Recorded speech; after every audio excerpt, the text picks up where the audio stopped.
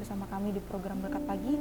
Dan pada saat pagi hari ini kita masuk dalam kitab Yoel, dan kita baca dalam kitab Yoel pasal yang 1 ayat yang ke-13 sampai ke-14. Kita baca bersama-sama. Lilitkanlah kain kabung dan mengeluhlah, hai para imam, merataplah, hai para pelayan mezbah, masuklah bermalamlah dengan memakai kain kabung, hai para pelayan Allahku, sebab sudah ditahan dari rumah Allahmu korban sajian dan korban curahan. Adakanlah puasa yang kudus, maklumkanlah perkumpulan raya, kumpulkanlah para tua-tua dan seluruh penduduk negeri ke rumah Tuhan Allahmu, dan berteriaklah kepada Tuhan. Puji Tuhan. Dan sebagian besar Nabi memperingatkan bahwa penghakiman akan datang dan mereka mengundang umat Tuhan untuk diselamatkan dengan berpaling kepada Tuhan. Tapi di dalam kitab Yoel sedikit berbeda gitu ya. Dia hanya mengamati penghakiman yang ada dan memberitahu apa yang harus dilakukan tentang hal itu. Nah, ini adalah zaman kerajaan yang terpecah dan Nabi Yoel berbicara kepada kerajaan selatan Yehuda. Dia tidak benar-benar menyebutkan kerajaan Israel di utara. Nah, sulit untuk menentukan waktu yang tepat karena dia tidak menyebut raja atau raja lain. Nabi-nabi yang banyak ahli memperkirakan kitab Yoel sekitar 835 sebelum Masehi. Tetapi itu adalah masa kekacauan dan transisi di Yehuda pada akhir pemerintahan Atalia di awal pemerintahan Raja Jos. Nah, Atalia merebut kekuasaan di kematian mendadak dalam pertempuran putranya Ahazia namanya, dan dia hanya memerintahkan 1 tahun, yaitu di Raja-Raja kedua pasal 8 dan di Raja-Raja kedua pasal yang ke-11. Dan Atalia membunuh semua ahli waris putranya kecuali 1 yang disembunyikan di kuil, dan dia di situ dia melarikan diri. Nah, Jos 6 tahun yang berusia 1 tahun pemerintahan teror berakhir pada tahun 835 sebelum Masehi.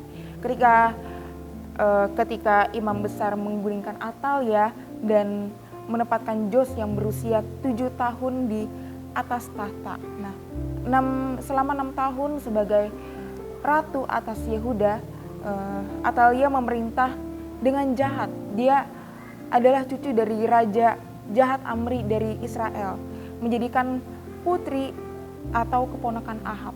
Nah, salah satu raja terburuk di Israel, Atalia mengangkat putranya Ahazia untuk memerintah dalam pola jahat Ahab dan bahkan membawa penasihat Ahab untuk menasihatkannya kepada Ahazia. Terbunuh dalam pertempuran di situ dan dia merebut kekuasaan yang ditetapkannya. Nah, anak-anak yang lainnya melakukan kejahatan, bahkan menodai kuil dan hal-hal suci yang jelas dalam Kronik kedua pasal yang ke-24. Nah, dan sekarang jika kita berpikir dengan akurat bahwa Yoel bernubuat pada tahun 835 sebelum Masehi, maka penghakiman yang dia gambarkan akan terjadi menjelang akhir 6 tahun yang memerintahkan kefasikan di dalam memerintah Raja Atalia. Tidak heran Tuhan memberikan pukulan berat kepada Yehuda. Sekarang perhatikan apa yang Yoel perintahkan kepada umat Tuhan yang untuk dilakukan terlebih dahulu. Mempersiapkan dirimu dari gagasannya adalah bahwa mereka harus bersiap melakukan pekerjaan pertobatan. Nah, lalu Yoel melakukan dengan memberitahu mereka bagaimana melakukan pekerjaan pertobatan. Yang pertama adalah sucikan puasa, didikan hubungan baik dengan Tuhan begitu penting sehingga makan pun tak begitu penting. Sama pentingnya dengan kebaikan dengan Tuhan. Nah, yang panggilan yang kedua adalah pertemuan suci, seruan agar umat Tuhan berkumpul dan bertobat. Dan yang ketiga, mengumpulkan para tua-tua, para pemimpin-pemimpin umat harus membuat poin khusus untuk menjadi bagian dari pekerjaan pertobatan ini. Terus yang keempat adalah pergi ke rumah Tuhan, datang ke tempat kamu harus pergi bersama Tuhan. Dan yang kelima adalah, yang terakhir adalah kita berseru kepada Tuhan.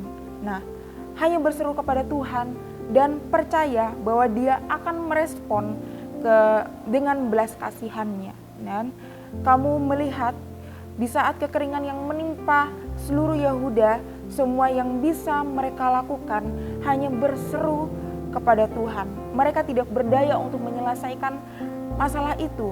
Tuhan mengirimkan mereka ke tempat di mana hanya surga yang bisa membantu mereka, sehingga mereka tidak akan mencari ke tempat lain.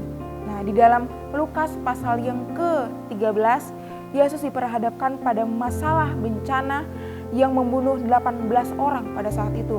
Bukannya bertindak seolah-olah itu hanya sebuah kecelakaan nasib buta. Yesus menggunakan sebagai seruan untuk bertobat. Yesus menunjukkan bahwa mengapa bencana ini terjadi pada mereka.